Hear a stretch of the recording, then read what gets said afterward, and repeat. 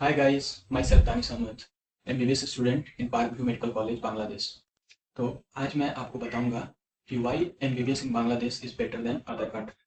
बांग्लादेश से MBBS करने के क्या बेनिफिट्स हैं, वही मैं आज आप लोगों के साथ शेयर करने वाला हूँ। तो वीडियो स्टार्ट करने से पहले आपसे एक रिक्वेस्ट, चैनल पर पहली बार आए हो तो जरूर से सब्सक्राइब करना। यहाँ आपको MBBS अब्रॉड से रिलेटेड हर तरह की इन्फॉर्मेशन आपको मिल जाती है, और वीडियो अच्छा लगे तो लाइक भी कर दें।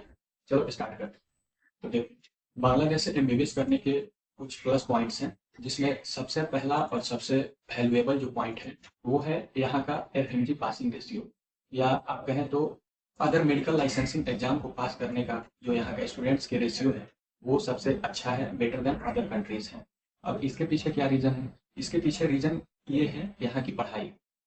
अब यहाँ का पढ़ाई थोड़ा कॉम्प्लेक्स मैनर में होता है, जो कि अदर कंट्रीज में आपको देखने को नहीं मिलेगा। यहाँ क्या होता है कि आपको चैप्टर वाइज उसके लेक्चर्स होते हैं, फिर उसके बाद उसकी ट्यूटोरियल क्लास होती है, जिसमें आपसे जो भी लेक्चर में पढ़ाया गया है उसका एक आइटम लिया जाता है। आइटम का मतलब जो भी चीजें आपको लेक्चर में पढ़ाई जाती हैं, नेक्स्ट डे आपको उसको लर्न करके आना है और टीचर आपसे अगले दिन उसका भाइवा लेंगे। तो इस तरह से करते करते चैप्टर का थोड़ा थोड़ा पॉइंट, थोड़ा थोड़ा पार्ट करते करते आपका पूरा चैप्टर कंप्लीट कराया जाता है आइटम ले लेकर। उसके बाद आपको उसका कार्ड फाइनल एग्जाम देना होता है उस एक पर्टिकुलर चैप्टर का।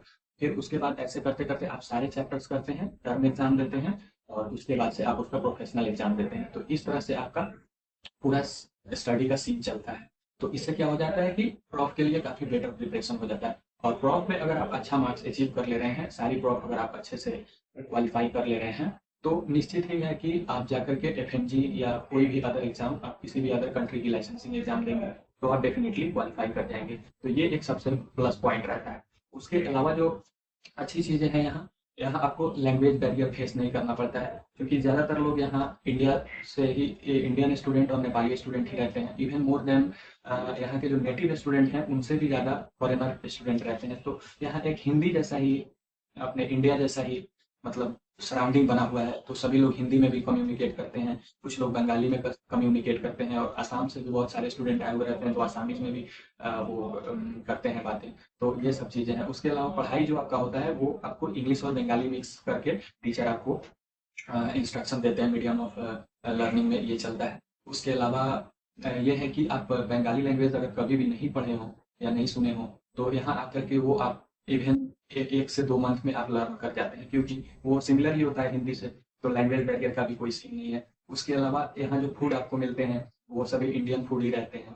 तो इंडियन स्टाइल की फूड यहाँ पे मिलती है मोस्टली। यहाँ नॉन वेजिटेरियन फूड ज़्यादा मिलेगी आपको, और वेजिटेरियन फूड थोड़ी कम मिलती है। तो ये चीज़ है। फूड में आपको ज़्यादा कुछ दिक्कत फेस नहीं करना पड़ेगा, क्योंकि वो इंडिया वाली फूड ही मिलती है।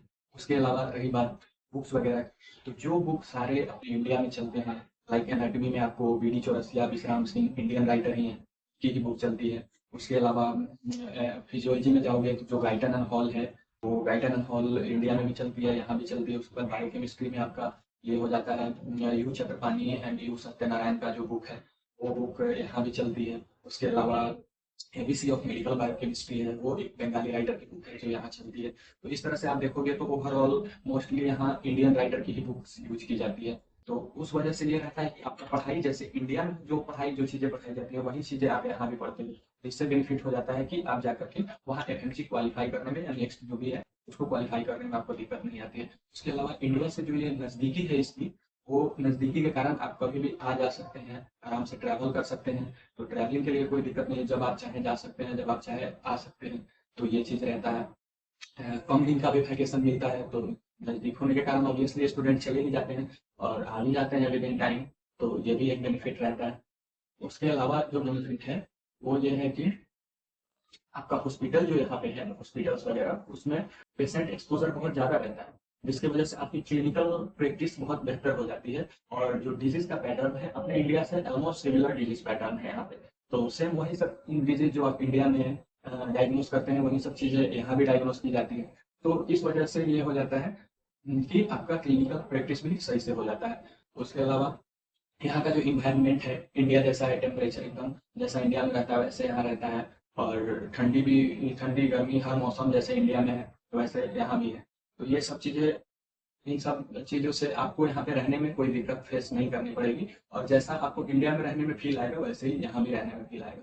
तो उस वजह से आपकी मन भी लगेगा और पढ़ाई भी बहुत बेहतर हो जाती है यहाँ पे। तो ये सब चीज़ें हैं।